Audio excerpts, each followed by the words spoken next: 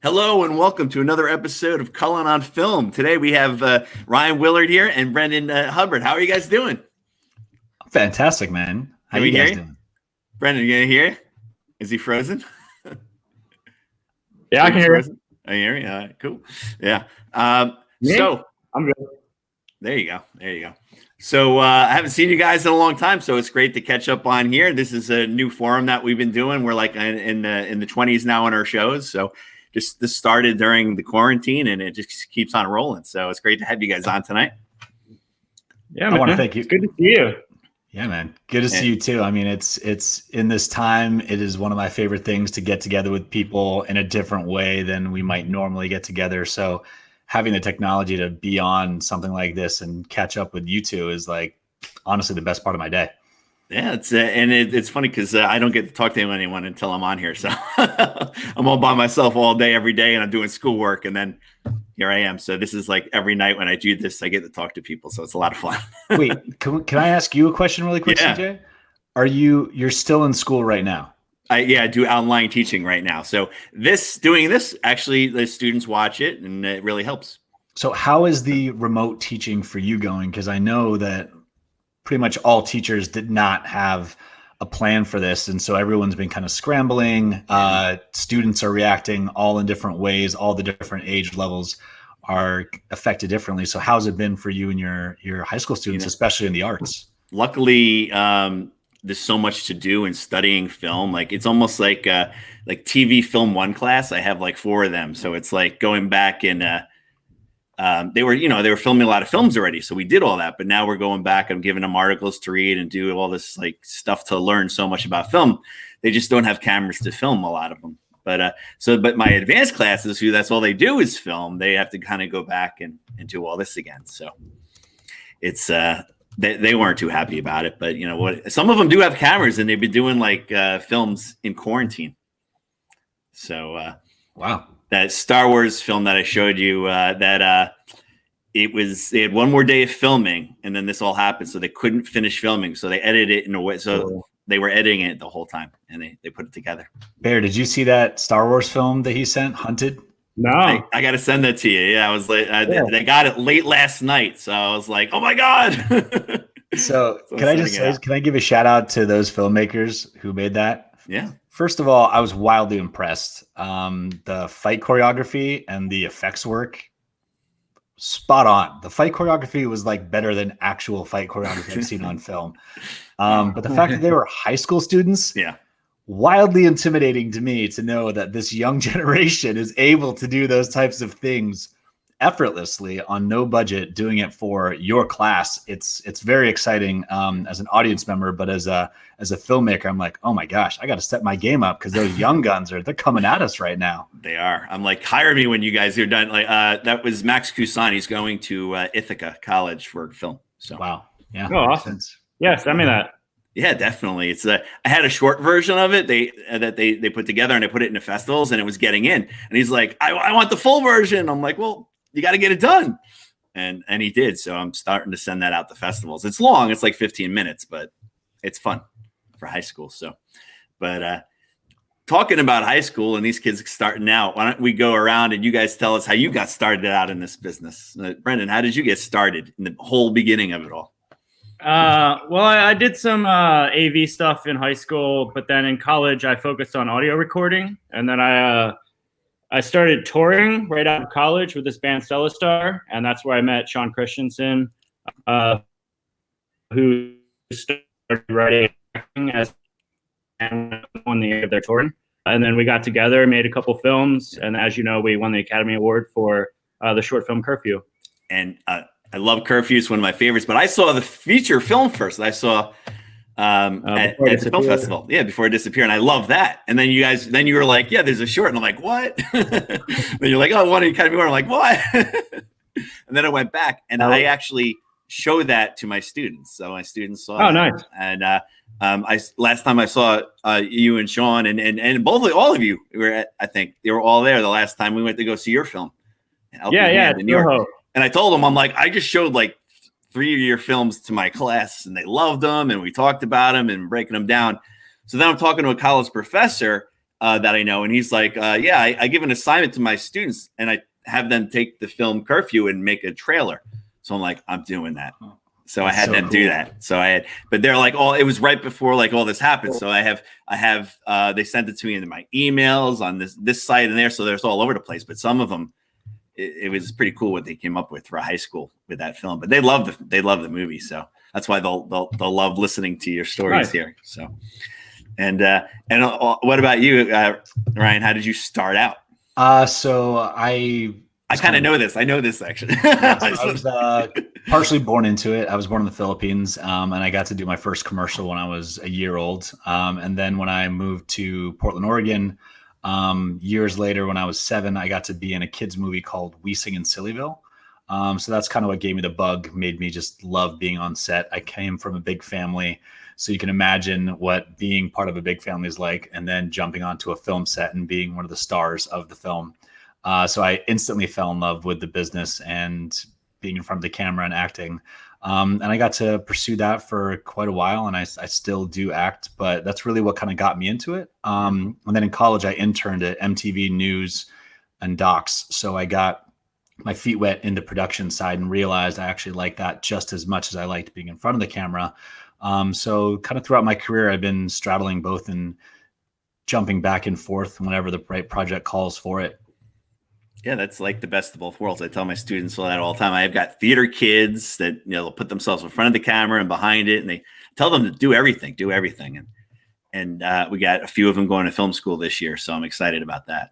Yeah, I feel like anyone who has the opportunity to do more than one job on a set understands what everyone else is going through later on. So a piece of advice I got back when I was like an associate producer on a show, the executive producer was also the showrunner of this documentary series called Juvies. And I just saw how the crew reacted to him, and they all would jump off a cliff for that man.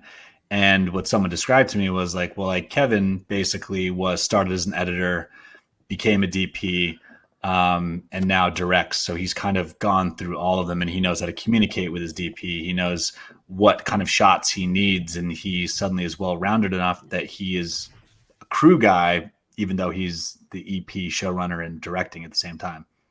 Wow. And then you had your short film that went around Quantum that was done very well, and my students saw that too, and they love that. Oh, thank you. Thanks for watching that. Yeah, they were like, you got to get these guys on somehow. I was like, yeah, I will. Anytime. I'm down to play with you guys anytime. Yeah, Quantum was probably one of my best experiences in the business. It was the first time I was full on directing a film myself. Brenden was basically one of my producers who was like my lifeline. So I was talking to him all the way when we were up to the scripting stage and kind of just picking his brain, getting advice. And he was nice enough to be that guy behind the guy who I could just call and be like, dude, what do I do with this? What kind of things do I need? And anything he would answer, which just gave me a whole different level of confidence to have someone of Brendan's stature and experience to back me up on that. And I was really fortunate because I called in every single favor that I could call in, and it all just kind of came together back in 2017. And I shot it on my birthday. And so I used that as my excuse to get every single person there to support me as they could. And I couldn't be happier with it. And I'm sure every filmmaker can attest that you're not always happy with your product, but this was something that I could sleep at night knowing that I did the best that I possibly could. And of course there were things I could improve upon, but I still enjoy watching it. And I absolutely love sharing it with other people and seeing what their reactions are like. And Brenden, you produced that. You produced a lot of shorts that we've seen and had at our festivals too. Do you prefer producing, or now you've written and directed a short? What do you prefer? I enjoyed directing. It was a different world because it was one of those, like, you got to forget about craft services and money. And you just gotta for me, I was lucky enough to have Ryan. So we were like, by that point, we're really good friends. So it was good for my first time to be like, well, I haven't dealt with so many actors. So, get on a plane at 4 a.m. or whatever, and let's shoot this film in a day. And then he was very supportive on that. So didn't you shoot 2 films at while you were down there at the same time? Was it? Yeah, Damon Russell directed one on Friday, Saturday, and I directed mine on Sunday. So, and I produced his. So it was like a flip flop. Wow, And it was can I good. just- I was can I- doing like blood test the night before as Damon was like directing, and then Ryan's like jumping on the plane in 3 hours. It was an interesting thing. I have to say, it was one of the most fascinating experiences because obviously the Fuzzy Logic boys are kind of on a different level than other people that I've ever worked with or ever seen. yeah, And it's one of those relationships where I know that if I'm called to do something with them or I get the opportunity to work with them, there's just no questions on my end. You just tell me where to show up, you tell me what I got to do, and I'm there. There's just all the trust in the world. But when I got there, I was like, oh, you're genuinely insane. You literally just shot his short film and you produced it, and now you're flipping hats. We're going to shoot this in a day, like one full day. And Bear's just calm as a cucumber. Just, yeah, we're going to do this. All right. if you've seen that film, that's hard to do in one day. What you accomplished there in Helping Hand, that is really hard to do in one day. Thanks. And hopefully we'll get to see it at Hang On to Your Shorts in September. Yeah, I was looking forward to it. It was in April, but we had to push it off. So I'm really hoping we get to do it in September. That was the only weekend we could get, so I'm well excited. So we have Helping Hand that will be in the festival, and we also have Birthday Cake for Dinner, I believe, right? I think that's also. There's so many fests and so many of your films. I'm like, oh yeah, this is here. Or did we play that already? I don't even remember. No, and then last year we had Who Decides and another one with I forget the title of it, with the little boy and the mother. Ready? Yeah, Ready. Was it Ready? Yeah, I keep losing track of years. Yeah, both of those were fun. Same thing. I just shot a feature with Melissa, who directed Who Decides. So we shot in Iceland. Hopefully wrapping that up for the fall. Low budget film in Iceland. It's fine. Yeah. Did you finish filming? Did you get to finish filming or? Yeah. We shot 9 days, and there was 7 crew. That's awesome. This is why there's the guy you want in the trenches with you. He will fly to Iceland with a 7-person crew and be there to help you execute your vision on whatever capacity it is. I mean, he's a journeyman. Look at him. And I try. Yeah, you can see I shave a lot. So. And you guys also did Cul-de-sac together, right? You were part of that too. You were in it. Did you do something else on it, Ryan, as well, or? No, I just acted. I mean, that particular project was when I met Brenden. I'd known Sean before that for years before. And so it was kind of a weird story because I got a call from my friend Joe Perino, who's also in Quantum and is also in Cul-de-sac. I didn't know he was in Sopranos. I was like looking at, because I was supposed to go to Sopranos Con because I know like half those people, and he was there, and I was like, oh. I know that guy. Yeah. Yeah. He's also in that movie Sleepers with Robert De Niro. And I saw that, and I was like, oh my God, now I recognize him. Like as a kid, then I was like, oh my God. Perino's real deal. Small world, Really but Perino called me and was like, hey, so Sean wants to know if you want to be in his next like short film. And I was like, of course I would. And he was like, yeah, it's he's gonna connect you to Bear, and he's the producer. He's gonna set it up, but we're like extras, and we're just gonna be like at a dinner party. That's all we know. And I was like, oh, okay, yeah, I'll be an extra for them, of course. Again, one of those relationships where I will literally do anything you want me to do on set without question, and I'll just be happy to be there. So I rolled up to that set, and Bear, you were the first person that I saw when we walked out of the car. And on our way up, my friends and I were all talking, and all we knew was that it was a spy thriller and that we were at a dinner party and that we were guests. So my actor friends and I all kind of created our own characters as to who we would be, in the background, just playing around. We get out of the car, I see Bear, and Bear at first, when you first meet Bear, is a little intimidating, just a little quiet and stoic. Hey. And I was just like, hey, man. But was incredibly nice to me, ushered me on the set. And I mean, the Fuzzy Logic sets are just some of the most professional, warm, and creatively explosive sets I've been upon. And once I get there, I put my costume on and I see Sean, and he's like, oh, Willard, okay, could you just get everyone together? We're going to do like a quick talk. And we're just going to kind of go over everything. And I was like, all right. So we get everyone together. And he's like, all right, so let's talk about your characters. And I'm at that point, I'm like, oh God, thank God that I came up with a character, but we're just extras. But okay, great. So I kind of explain who my character is to him, and he's like, cool. So I feel like you're the host of this party. So this is your house that we're in, and you're going to give like a speech to everyone and thank them and welcome them for coming. And yeah, that works. And I was just like, oh, all right. And Sean didn't even know that I'm actually a professional live event host. He'd never seen me host or MC an event before. And that's like literally how I pay my rent. Well, not right now, but and so he just had that kind of mindset where he just saw something in me and gave me that role. And so all of my actor friends and I, we didn't know what we were in for. And Sean was just like, all right, let's do a scene together. And I was just like, oh, yeah, I'd love to do a scene with you. And all of it was improvised. Yeah. Was no a lot script. Of the film? A lot of film was improvised? Yeah, we didn't have a script. We kind of made it up as we went. We had like a structure, and then we knew we wanted to use Sean's young boy Avery.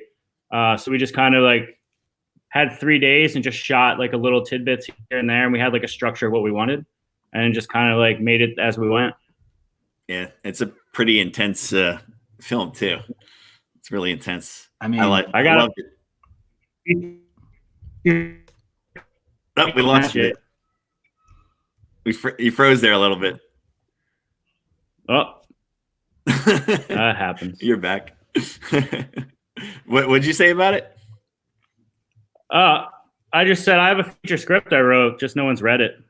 A feature for that? Yeah, for Cul-de-sac. Oh wow. I was like that's when after I saw that I remember going up to you guys and I was like, you guys got to make a feature out of that. Better listen. Everyone said, but we'll see. We got a couple other scripts going on right now, so we'll see how the world takes indie films in a couple months. No, CJ, if your students are watching this, I got to say one thing. I would never recommend doing the things that the Fuzzy Logic boys do in terms of shooting a short film without a script, only an outline. Oh, they've done that already too. I'm just saying, like, they do it on a different level where it's just nuts. I'm someone who likes creating structure, and they thrive on just making things happen. Like when you have someone like Damon who is directing Cul-de-sac, you have someone like Sean who's writing it, and Bear producing. You have this trifecta that they can make something like that with basically just their minds and an outline. It's insane. Yeah. So I remember I showed it was kind of like the Fuzzy Logic day. I showed first I showed Curfew, and they were all like blown away, and then I showed them Cul-de-sac, and they were all like freaked out. All the kids were like, what? And then they're like, one more, show us another. So I showed them Grandma's Not a Toaster. Oh, that was so good. I love that one. And then right after that, the kids were like, we got to shoot a film like that. So they were practicing with the cameras to do the, that kind of thing. So yeah, it's very unique shooting style. But that's what I tell them too, is like, as they watch these short films, they get all these ideas, and that's how they come up with this stuff. So I just like keep watching short films, and they do. And then that really helps every single student as they get better and better at it. So I always tell them, watch this on your free time, or I'll show you this quick or this. So we don't show features. We just do a lot of short films that we show. I got to say, I really do believe that the medium of short films is something that has not necessarily gotten the attention of the mainstream yet. And I feel like it's about to start popping off right now, because people's attention spans, there was a point when, you had like 30 seconds that they could watch on a phone. But now that you have something like Quibi, which is already doing really well, people can sit for 10 minutes, can sit for 15 minutes watching on one single device. And with all the different platforms and distribution models to like actually get short films out there, I really do think people are going to start watching more short films in the years to come. So when you guys did Curfew, and you traveled to film festival after film festival, right? Because they played all over their country. Yeah, we did like 150 film festivals. I know. I saw all those awards, how many, and I was like, man, that's a lot. I think we got 60 awards, 150 or so festivals. It was a busy 2.5 years. Yeah, wow. And then the experience going to the Academy Awards, how was that? Kind of surreal. I mean, it's one of those those big events you never thought you'd be a part of. Like even just the qualifying process, like it was just a trip each time. They'd be like, oh, we just got, we just made like the semifinals and then we got nominated. And it's like, now we're in LA and now there's all these parties. And because the week leading up to it, you're going to like short film events and all this, like, drink parties and stuff. So it was interesting. And then we won and it was like, all right, what do we do now? And then, of course, we went and made the feature right away. It was right after? We won the award in February, and then we were shooting by end of May, June for the feature.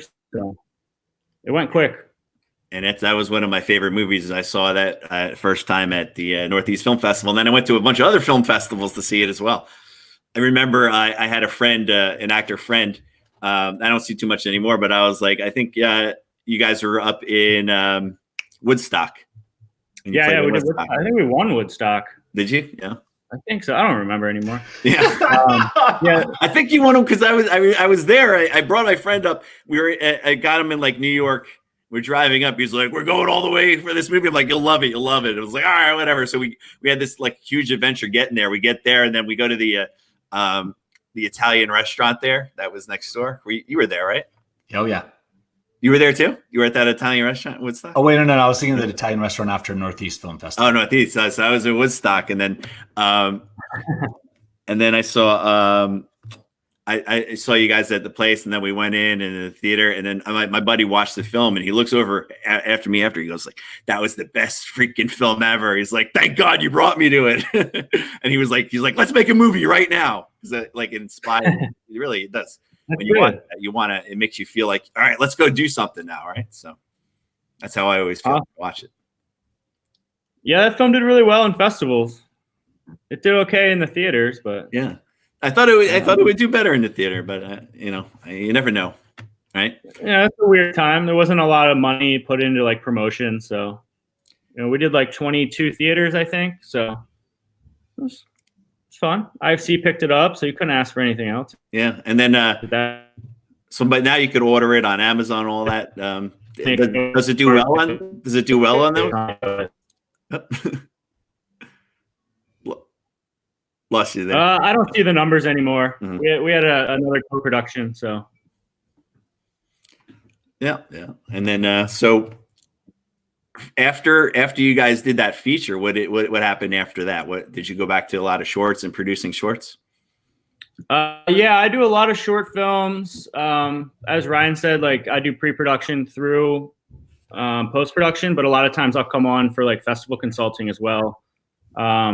And then with Fuzzy Logic, we shot Cul-de-sac, and then we went right into The Vanishing of Sydney Hall, which was Sean's second feature, which premiered at Sundance, and A24 bought it and all that sort of fun stuff. And since then, Damon and I shot our 2 shorts, and other than that, we've just been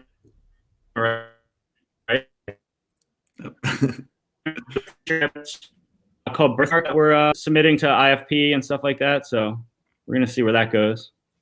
Cool. Yeah. So I lost you. We lost you there in the last second of that when you're talking. But so yeah, are you guys writing or coming up with anything right now while we're on this? Anything? Yeah. We have a feature script called Birthmark. If I cut out during that, it's basically about a woman that becomes a surrogate, and basically the parents of the surrogate kind of they die, and she's kind of left wondering what's inside of her, and she goes on this weird kind of thriller similar to Cul-de-sac vein. Mm-hmm. So we're pitching that right now. Oh wow, that sounds exciting. That's cool. I love that description though, Bear, because every time you tell me about a project, then I read the script or I see the film, every time by the end of the film, I'm just like, what the just happened? What? That is whoa, oh my gosh. It's a roller coaster every time. Yep. It is. I'll send you the next version. I can't wait. But you guys just keep on working. You just keep on doing different things, which is great, right? So, Ryan, what about you? What have you been working on? So After Class was the feature that I was a co-producer on. That was in Yeah. Tribeca last year, and now I was in some theaters in December, and now it's on Amazon, iTunes, and that one's starring like Justin Long, Fran Drescher, Richard Schiff, Lynn Cohen, rest her soul. Yeah, and so that one was a wonderful experience. It was the first feature that I really got to like get my hands dirty on the producer team. And I had a project that I was working on, and obviously the world kind of went crazy. So I'm putting that on pause for right now because we were in like the fundraising stage. But I'm actually writing a new series that I'm going to be pitching around, hopefully when this is all done, that I've been working on for a while, but right now it seems almost more relevant than kind of ever before. It doesn't have to do with quarantine. I'll tell you that. It doesn't have to do with COVID. That's what we're going to be seeing a lot of movies about that in a little while. Yeah. Everyone's writing about it right now. But I, it's a really interesting time though, to be a filmmaker or to be a storyteller, because something that I was just talking about, if you look at all of the pilots that were supposed to be shot in January, February, March, right? And TV always has been very good at kind of keeping its finger on the pulse and being a little bit ahead of what the stories are. How does that change now? So like the whole industry paused, right? And so all those stories were relevant right then, but like once we get out of this, what is the future going to be like? And what kind of world do you set your stories in? And do you talk about things? Do you not talk about things? But what are the small social differences that we're going to have in the future that need to be reflected on screen? And because no one really knows yet, right? Yeah. So I think it's really exciting. They're all like, oh, we're going to start up in September. No, January, July, next year. Just, nobody knows. It's crazy. You know, I think it's just going to be different. We're living in a slightly different world where if you look at what life was like before 9/11 and after 9/11, the world didn't completely change, but living here in this country, a lot of things changed. And it's a very clear difference where I feel like it'll be something similar to that, where there'll be these subtle changes and society will just be different, and we'll just kind of have to evolve because we'll have to reevaluate what is really important. Yeah, absolutely. When you were talking about that after school, I had a little story about that at Northeast Film Festival. It had a different name to it, and I missed Safe Spaces. Yeah, I missed it, and I was like, "Oh, okay." And then I got for the SAG thing that sometimes you get invited to see the movies. So I took Tom Bragg, this other writer guy, with me. I'm like, "Oh, let's go see this After Class movie," and he's like, "Oh, it's new?" I said, "Yeah, it's a new movie." And like, I didn't realize they changed the name. So we get in there, and he's like, "I saw this movie already." Well, thank you for watching it twice. I'm wearing the Northeast Film hat, and then the director comes up to me. He's like, "Oh yeah, I was supposed to go to that, and I didn't go to that." I'm like, "Oh, I don't run it, but I was there." And then Justin was talking to me, and we were talking about Kevin Smith stuff, since he's in the Kevin Smith world, and we both podcast. So next thing you know, we're just like talking back and forth about a lot of stuff, and time's flying by. And it was a great movie, though, by the way. Thank you. Yeah, Dan Schechter is a brilliant writer, director, and he also edited the film. It was a script that when I read it, I instantly knew it just had to be made. It was that good. Dan's writing is really off the charts, and we were so lucky to have the cast that we had come on, and it all kind of snowballed with the team that we put together. But Fran Drescher was the first one to say yes, and to have someone like Fran jump on just kind of adds a level of legitimacy to your project. And it was a role that I think was very different from other roles she's played, which is why I think she gravitated towards it. And then Justin, we knew him through one of Dan Schechter's friends, and so we got the script to him, and he loved the script and started talking to Dan and said he'd do it. And suddenly we had a team, and it just kind of started rolling from there. And once we got Richard Schiff and Lynn Cohen aboard, I was kind of losing my mind. And we were also really lucky to have such great other talent, as well as like Michael Godair, Cameron Johnson. It just goes on and on of how deep this cast was to bring those words to life. So it was, for me, as great of an experience as I could have had. Brenden, when you guys were doing the feature for and casting for that right after winning the Academy Award and making the short into the feature, and then you got a whole new cast and all these characters, how was the casting for that? Because you got some. It was a little easier because of the Academy Award, and obviously Sean and Fatima were still the same role. So basically, what happened was because Sean was signed on for every day, and he was also directing it, he could kind of leverage that to go after some bigger actors. And then our good friend Paul Wesley came on as a producer, and then he had a role as the bad guy. And then from there, I kind of pitched Ron Perlman because I was a huge fan, so we locked him in for that. And then Emmy Rossum was doing the table reads for the film before we even went into production. So naturally, like being a friend of Sean, she just came on and played the role. We had Richard as well, who came I think one day on set, but he nailed it. So yeah, it was. I mean, we got offered more money if Sean wasn't in the movie, but he really wanted to be the main actor, as he should be, because he wrote the movie and he was in the Academy Award-winning short. So why wouldn't he follow through to the feature? And he's a great actor too. No, he was so good in that. Like just I couldn't see another person play that. So honestly, that role, from knowing Sean personally and then seeing that role in Curfew and the feature, it was hard to watch for me, just because like I know him, you know what I mean? So to see him fully step out into a fully realized character twice, it's just so affected and so moving. It was just very exciting and torturous to watch at the same time to see someone go through that. Yeah, it was so well acted, in the music that you guys picked, not just the score, but like the songs and everything. It's amazing. It really fits the movie so well, Yeah. Sean's a huge fan of music, so that was like the first project. Like as soon as we wrapped, he edited the David Bowie scene, and he sent that right to Bowie, or we got to Bowie through his people. But once Bowie signed on, then it allowed us to like get Most Favored Nations with everyone else. So that's why we got so many great songs, because Bowie agreed to do it for like a really good indie rate.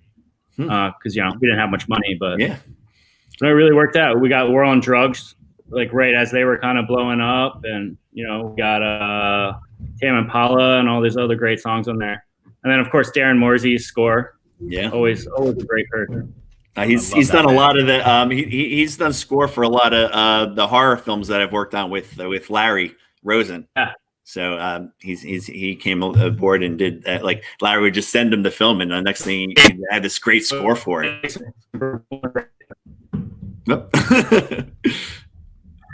You froze up there a little bit. It was like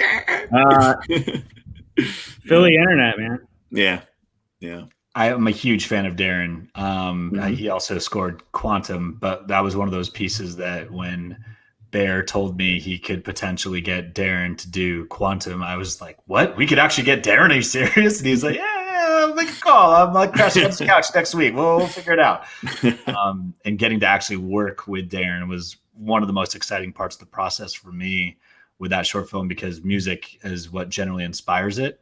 But I knew the music that inspired the film couldn't be used. So Darren had this task of creating a score that could match, real big emotion that I was finding in these other songs. Like M83 Outro was a big inspiration for Quantum, and getting to hear Darren's interpretations and what he wanted to do was incredibly exciting. But then I also got the opportunity to sit in the studio with him and just hang out and kind of tinker with things and see how his mind works. And it was mind blowing to see an artist like that at work, and while collaborating with him at the same time, I was like geeking out. Yeah, it really changes it really helps the films and changes the film so much. And it just, everything I've seen with you guys, all the shorts that he's the score for, it's amazing. So, props to him, man, for that. That's good stuff. But so I want to know what's next with you, CJ. What are you working on? Just doing the school thing right now, and doing the podcasting and the school. I'm really trying to get student films in the festivals, and just school is like taking over. I love it though. I love it. It's like my favorite thing. Though, I'm working on possibly producing a short film by we'll see. We're working on so I like producing. I like doing it. So I'm probably going to jump on as a producer on this film, and I am possibly writing some stuff because we're here, so I might as well write, right? So Absolutely. We'll see. we'll see what happens. But I haven't done one in a while. Like Disco Fries was like the last. No, I can't say that. I did some acting and some. There was a film that's playing in film festivals right now that I just started in film festivals, and I have a small part, but it was pretty intense. So I play kind of like this jerk father. Yeah. Oh, wow. Yeah, see that. Little different from my comedy that I do. I'm used to doing comedy and making people laugh. So to be you were so good in Disco Fries, and Dennis, the contrast with you and Dennis was brilliant. And that was my introduction to you. And so yeah, that's so funny. It's such a small world. Like you're like, I think when I saw you at Northeast and you were like, wait a minute, I was in like Rhode Island or something. I saw you at Disco Fries. I'm like, what? Yep. It's a small world, small industry, but Disco Fries was so special. I love that film. Yeah, it was a lot of fun, and my students love it for some reason. They're always like, "Can we see Disco Fries again?" I'm like, oh, "It's online now for free. Just watch it." But no, it was good. It was a lot of fun doing it. I hopefully you can make some more fun projects like that in the future. We'll see. Absolutely. But, so with Quantum, since we're part of this comic book men network here, the comic book men, this is this is a shared universe with Ming and Mike, who are comic book men, and Kevin Smith and all that. So why the Flash? Why the Flash? Why the Flash? Well, I mean, the Flash is one of my favorite superheroes of all time, because he's so incredibly complicated, and the fact that he can go through so many different universes himself and rip through so many timelines. But I've always wanted the ability to move that fast. Like, I would love to be able to fly, sure, but if you can run as fast as the Flash, you're basically flying.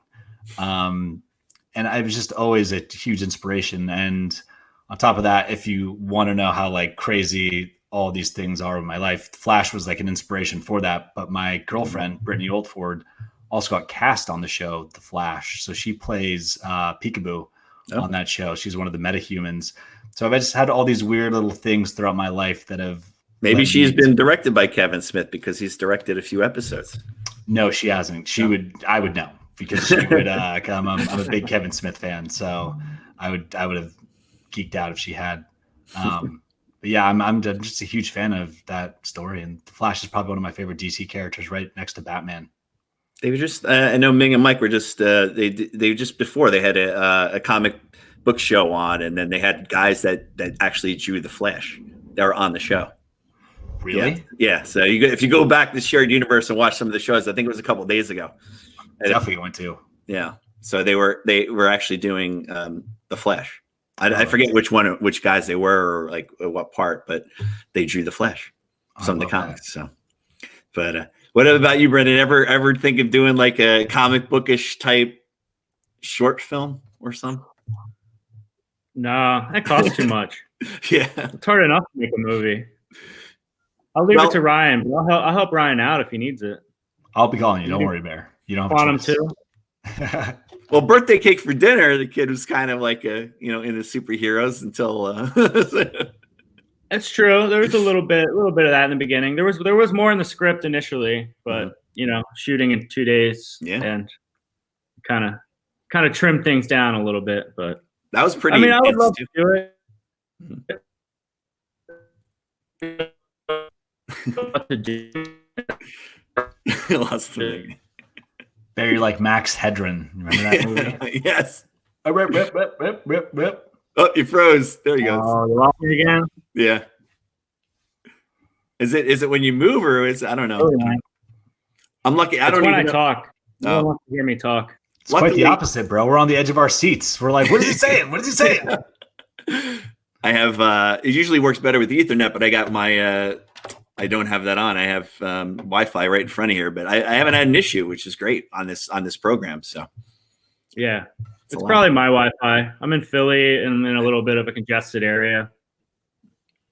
So you're always traveling around, but you're not too far away right now. Philly's not far. Yeah, 62 miles. I looked up your town. Ah, yeah, we're close to Asbury Park, which we used to go to a lot until now, but really can't wait until September. So we have to. It feels like we haven't touched this stuff in a while. We got everything ready. I put like the schedule together. I didn't release it, but we were so busy with so many things in school that I have all these people watching the films. We got to nominate, come up with winners, all that kind of stuff. But we have time, but still, before you know it, it's going to be here. Oh yeah. I mean, you have time, but you don't really have time. It's one of those things that's going to come like that. And we have so many people watching these films now. Like, it used to be just a lot fewer. Now it's like trying to track it down and fill out forms. So it's just like people all just pick, and we just see like who's got the most votes. That's the winner. Make a trophy. That's it.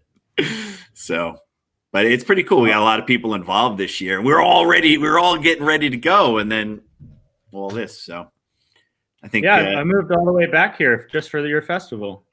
Yeah. Yeah, you got it. Moved back on yours, and then it canceled. Yeah. It would have been fun because you finally get to go see. We had a lot again. Yeah, a little bit in and out. But we have so many amazing shorts this year. It's out of control. Is like we have this women empowerment, 2 segments of women empowerment films. It's just these shorts get better and better and better. It's crazy. So that's one of my favorite things is because I was inspired by Curfew, right, and Cul-de-sac as well. Yeah. And so it's so interesting to see how people are inspired by something and the levels they'll try and push it to when they have that inspiration. So it's just exciting to see short film just constantly getting better and the envelope just getting constantly pushed, because I just love watching shorts. I love features, but there's something about shorts of being able to tell a great story in a short amount of time. It takes a lot of skill, but it's also just wonderful and exciting. We have 180 short films this year that we're playing. 180? 2 days. 2 days. So we have 2 theaters, and it's nonstop Saturday and Sunday. We got a lot of student films. So a lot of that, I got a lot of high school and college. So a lot of local high school and college sets. And we changed. We have a nice big theater. Another theater was the old Neptune High School, where Jack Nicholson actually went to. So we have that theater this year. Instead of the one where we played Curfew that you were at, that we weren't able to get that anymore. And then we got Porta, which is a lot of fun. So, like Porta. Yeah. Yeah. That's their big party, which we're thinking about, like, how are we going to do that this year? I don't know. I don't think anyone does, man. This is a day by day world we're living in right now. Because the room was packed. packed. We were all on benches. There's no social distance to that party. No social distance. I have no idea how it's going to happen, but we'll figure something out. I'm sure we'll figure something out. But because I didn't want to like do it online. We want to physically do it. I know a lot of festivals are online right now, which is great for my students. I'm like, oh yeah, we got another fest. It's online. You can watch it online. So, but I think they'd even rather be there too. Can I ask you a question right now, CJ? Yeah. What is that like as a festival director to like make that decision of going virtual or sticking with the physical? Oh, and it's a tough decision. Like, yeah, all of us for Hang On These Shorts were like, nope, we want to do it physically. We don't care, even if it's half full or whatever we have to do. We still want to do it physically. We don't want to do it online. We just I don't want to do it online. We want everyone there to experience. We like the experience. So that's just us, though. I mean, at Garden State Film Festival, they had a quick decision. They did it all online. It was a big thing. It came out okay, but it's so much fun when you're there physically.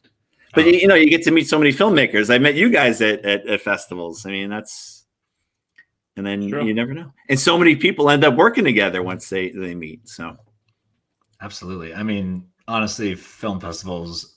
I like film festivals better than music festivals or kind of any other type of festival. It is like my happy place. So, just going to them is great, but when you actually have a film in there, I don't think anything's better than getting to watch other films, being a part of that programming, you know what I mean? And then making those connections and working with people down the road, but also making friends. It's almost like going to summer camp for a week. Yeah. You know? And then I love it when my students come and their films are in it. And it makes me feel like, oh my gosh, it's a great feeling But Brenda, what about your short films that you produce that are all out there? Are there a lot of film festivals playing online with the films? Yeah, everything right now. Just had to turn down Brooklyn Film Festival today for a feature because they're going online, and we don't want a world premiere online. Yeah. So that was a bummer because I was really looking forward to it. They're still doing, I think, a physical one later, I believe. The one I was offered, they were going online with it, so I'm not sure they're doing later dates. Mm-hmm. And then I have a short called After Class, actually, that's playing in short shorts in Japan, but they just postponed, so everything's kind of up in the air. Mm-hmm. And I have like 8 shorts right now, and every one of them, it's like, well, what do we do? Like, do we spend more money for the fall, or do we wait? Yeah. So it's a weird time. Summer. Yeah. It's such a crazy time. And like, I had a friend who showed me this amazing film that they shot on film. And I met them at the San Diego Film Festival last year. It's my friends Rich Tienkin and Louis Lucci. I want to go to San Diego so bad right now. Oh, such a great festival. I mean, and I love that city, but they really do a bang up job there. But they just showed me their latest film, and it was shot on film. Gorgeous. I love the film. And when we were talking about it, I was like, I don't know even if you should submit this now or if you should just wait to try and hit it hard in 2021, because like, I don't know what the climate's like right now, and I don't know what it's going to be. There's just a lot of unknown, you know?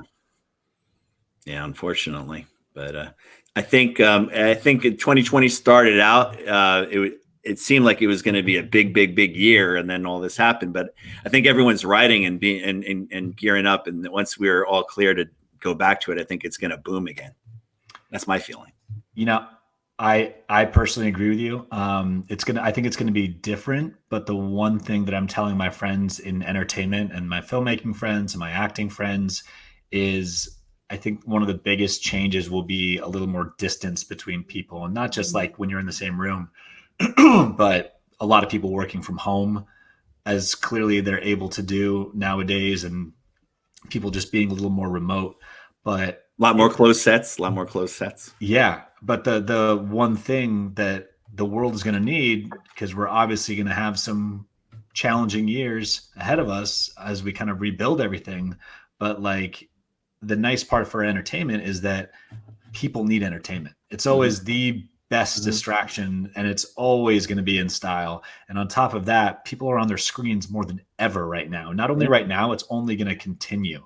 And in this moment, when we have this pause of these few months where content is not being produced at this moment, there's going to be a little hiccup down the road where people are scrambling to get content, but their desire and need for it is only going to grow because it's truly what connects us. So if we're not physically in the same room with us, the best, closest thing we can do is share screens. And so content, films, television, it's only going to do better and better in the coming years. So I think it's a really exciting time to be a storyteller. Usually I ask the people that I have on if they can give my students any advice. We got filmmakers and actors and writers and singers, and it's a whole big arts program that we have now. It's 2 years in. I mean, I just do TV film, but you know, it's everything. So any type of art class and things, and it's all under our little umbrella. And so we have about 70 students right now in that program itself. And we usually sometimes have people come into the class and talk, but we can't do that now. So this is the next best thing. So I was wondering if you guys could go around and maybe give some advice to these students that are going to be in this industry and career maybe in the future. If you want to start, Brenden. You there? Sure. If I don't break up again. Yeah. I guess it goes back to what Ryan said in the beginning. Like, don't be afraid to kind of get your hands dirty.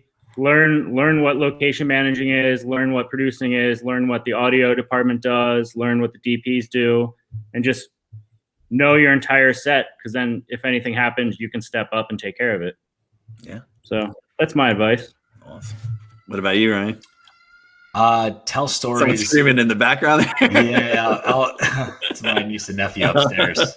I'm living in a whole different world right now, which we can get into another time. I would most definitely say tell the stories that you can't hold inside you anymore, that you're just dying to tell. As a writer, find the things that you're really excited to talk about, to express, and to explore. And those are the things that really pop on screen. And as a crew member, director, producer, even an actor, be nice, be kind, because making a film is nothing short of a dozen miracles. And so if you are lucky enough to get that opportunity to actually shoot something, whether it's a 1-minute short film or it's a 120-minute feature film, be kind, be gracious, and take care of everyone around you, because even though there's different numbers on the call sheet for different actors and different positions where people think there's a hierarchy, we're all one unit together. And that is what makes the best films, when people treat it as a team versus individual success. Yeah, that's great. It's like, like Fuzzy Logic, you guys make a lot together and you rotate and you do different things, which is a great thing, I think, right? How many different things, how many different like positions have you done with Fuzzy Logic, Brenden? Like a lot, right? Like a lot of different, mostly produced though? I've done them all at this point. Yeah. Because like usually on the features, I've done location managing. I've done all that stuff. I've been a production assistant. I've written, acted, directed, produced. So yeah, I've done it all, which is good when you shoot a movie in Iceland with 7 people. Yeah, I know, to know everything, right? You got to know everything. Bear's also the type of producer, which is the type of producer I aspire to be, which is even though you're a producer, you will do whatever it takes to get the job done. Yeah. So you will get coffee for your sound assistant if you need to. It doesn't matter who needs what. You just got to do what you have to do. Yeah. And again, those are the type of people that I want to be in the trenches with. Before we get going, we usually have people promote things. You got some websites and things like that, or the films where you can watch some of the films. So, and then like Ming or Christian, whoever's there, we'll put it up on the screen and things like that. Oh, nice. So, yeah, it will like come across here, go in the live chat and things like that. So, do you have any websites that people can go to, or where we can find the films? Yeah, so Quantum is going to be released in the next month. I cannot tell you exactly where yet, but if you follow me on Instagram at RyWillFilm, I'll have all the updates there and kind of bring you along into that journey. So Quantum will be the next one that will be released. I started randomly on a new site called Twitch, which I'm sure you've heard of, CJ. Oh, yeah. You are with students. Yeah. So I'm actually just kind of getting my feet wet there. Streaming, because I love video games, and since we can't leave the house, I might as well be broadcasting something. So I'm loving Twitch right now, and my name on Twitch is just RyWill. Wait, Ming's on Twitch. Ming does all the Coral Sword stuff. He owns a place down in Texas, Coral Sword, and they do Twitch and all that stuff. No way. Yeah. All right. Well, I'm gonna find Ming on Twitch for sure. And yeah, so that's really what I got going at this exact moment. Cool. What about you? Awesome. We Cul-de-sac Curfew, they're on Amazon. I'll probably release The Helping Hand in the next few weeks as well. Probably on Amazon. My company is Barely There Media with the bear. So you can check the website out and my Instagram. Cool. What's your Instagram, Bear? At Barely There, I think. I hope so. It's been a while. At Barely There Media, at Barely There. And also, if anyone's bored and wants to watch something during quarantine, check out After Class. It is on Amazon, iTunes, again, with Justin Long, Fran Drescher, Richard Schiff, Lynn Cohen, Michael Godert, Cameron Johnson, Kate Berlant. It goes on. It's a great film, and it's a great hour and a half of your time to be spent. That's a good movie, and Justin Long's great in it, and he has a great podcast, too, if you ever listen to his podcast. Oh, it's fantastic. He's wonderful. He interviews his 2 grandmothers that are over 100 years old. Yeah. It's pretty wild. But funny stuff. But well, thanks for coming on, guys. This is great. Great to see you and everything. And thank you, man. Yeah, it was a lot of We'll fun. do it again when we're allowed. Yeah, and next time if it's closer to September, hopefully we'll be back in the studio, and we have the Hang On to Your Shorts podcast that we do in the studio. We were just traveling around doing it in different bars and things recently, and then all this happened. And the other guys, they don't have the technology that I do, I guess, or they just don't want to go on. So I was like, I'm starting my own. So, we've had some really good interviews and on Cullen on Film, and this is like episode 21 or something like that already, so around there. So it's going well. So I have a bunch more lined up too. So and it's funny because first they wanted to do a couple for my students. And then I was like, wait, everyone's home. So everyone's saying yes. So just keep going, right? Just keep going. And I had some really good guests, actors, singers, filmmakers, all different types of artists. So it's great. It's been a lot of fun. It's always a pleasure to be on your show, man, and to be a part of your festival. So anytime I'm invited, I will most likely be there. Well, you're in Helping Hand, and it's going to be playing. Oh, I'm coming. You can't keep me out of there, just so you know. If Helping Hand wasn't in the festival, you'd see me pop up and be like, I just want to say hi, CJ. That's what we love. That's what the cool part of Hang On to Your Shorts is. A lot of people just someone came up to me about a year or two ago, and they're like, I was looking to my right, and there was a guy from Sopranos on my left, and I saw someone from Clerks, and like, but they didn't have any films in the fest. I'm like, no, they just came to hang out. Why not? Why not? It's a great environment, man. It's Asbury Park, New Jersey. So, you're going to find a lot of Jersey people, Jersey actors just show up for no reason. But I remember when we first started, first couple of years in, we were at this small theater.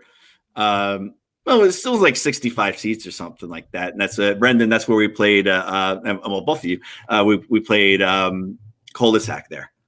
And it was like one of my favorite, and this was, a few years back. So it was like one of my favorite sets I put together, and people were leaving the theater going like, holy crap. It was like the best set of short films I've ever seen. And I was like, I know. I was so proud I put that set together. I'm like, that was me. I did that. But then it was so crowded every time that the theater was like, yeah, you guys are too big. We can't be here anymore. So we grew. So that was a lot of fun, and we keep growing. That's what we were only one day, and then we were like partial Saturday and all day Sunday. Now we're all day Saturday, Sunday, and even Friday night. But if you guys are in town early, we usually do like a Friday night in studio. We go from podcast to podcast to podcast with guest after guest, and for those who stroll in early, and it's a lot of fun. But yeah, Brenden, you didn't get to go in the studio. Ryan was there. Yeah, I saw that. I'll be there this time. Yeah. Bear, I'm going to come with you. That studio is sick. There is more toys that I want to play with than anywhere else in the world. They just moved up to the 5th floor. So you know how they had 2 studios separate from each other? Yeah. So they moved up 2 more floors up, and they have a whole section. So there's like 2 rooms, and all their toys and everything are up there, and Ming's buying more stuff. So they got a lot of really cool stuff there. I love that, man. And I love your crew. The Shared Universe crew is as good as it gets. Yeah, it's a lot of fun. So I miss going to Comic-Cons with them too. You guys ever go to Comic-Cons? I have. You've never been there? You never been to one? Even like a film. Sometimes they have film fests. They're films at Comic-Cons too. I've gotten into them. I just haven't gone. Yeah. I'm obsessed now. I went with Ming, and I'm like, I can't stop. I mean, I went to my first Comic-Con in I think 2005. In San Diego, and that's when I was like, these are my people. Oh my gosh. And like I saw cosplay done for the first time. I remember walking into the San Diego Convention Center, and as we're like crossing the street, I was literally with like 6 Jedi, 8 Stormtroopers, and a Vader all just rolling together. And I was just like, this is real. People do this. This is like what I've wanted to do, and people are doing it. It's playtime for us. It's the best, man. So anytime I get a chance to go to Comic-Cons, I do, because it's like a holiday for me. I always look and see if they have a film festival with the Comic-Con, so I can submit a film, and that's my excuse to go, and then I have fun at the con. So I go every year now to Houston. There's a Comic Palooza, and Ming goes all the time, and I fell in love with the place. But it's also a film festival, so I met those guys, and they're like, every year they're like, send us a film. So I send my student films, or I send my film. I saw Disco Fries down there. Nice. So they like that. They liked it. No, they like me. So they're like, send more films. So every year we go down now, and that's like we missed it this year. They were unable to do it. So Not till next year. It was canceled altogether, so we're all upset. But 2020 is canceled. 21 is going to be our year, everybody. That's going to be it, right? So you guys got a lot going on. So 2021, man, it's going to be crazy. But it never stops, and that's great. So once we get out of this, we're going to be working like crazy people. So I can't wait. But thanks for coming on, guys. It was a lot of fun talking to you, and see how fast it goes. Like an hour goes by so fast, it's ridiculous. I could talk forever. I mean, I'm glad you're not charging me like a therapist or something, because I could just keep going, CJ. Yeah. They were raising money the other night for the Saint in Asbury Park. There's a place called the Saint where, well, you guys know music. So a lot of bands played at the Saint for many, many years, and they were trying to sell or stay open. So they needed to raise money, and they're raising almost up to $50,000 that they raised. But Ming was on the other night from like 6 p.m. to like midnight, just playing bands, and bands were from all over and comedians were sending stuff. And it was really cool. That's awesome. You catch that on a shared universe as well. It's there. So it was a crazy night of band after band after band from all over. And a lot of bands went through there from many, many years ago. So really cool stuff. So if you like music, that's something to check out. I will, most definitely. All right, cool. Well, thanks a lot for coming on, guys. And that's it for Cullen on Film. Thank you, Thanks Matt. so much. Thanks, man. Take care, CJ. Bear, I'll see you.